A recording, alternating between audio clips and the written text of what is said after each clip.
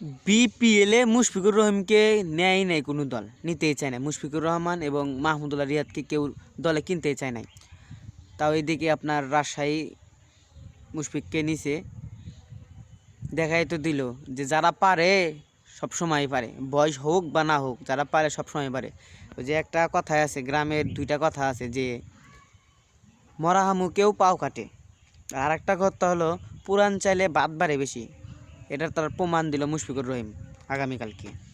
তিনি এরকম চাপের সময় ম্যাচ জিতাইছেন, ফোর মাইরা তিনার 50 হয়েছে, কিংবা ম্যাচও জিতে গেছেন। এতে হইলো পুরান জিনিসের দামই আলাদা।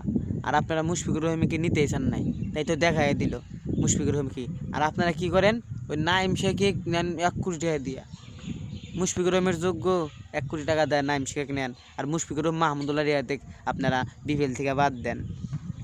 এই জন্য সবসময় মাথায় রাখবেন, ওস্তাদের মায়ের শেষ রাইতে কুলি তো করবেন নি, না কুলি তো নাই। কিছু কইলাম নাই, কথাই কইলাম।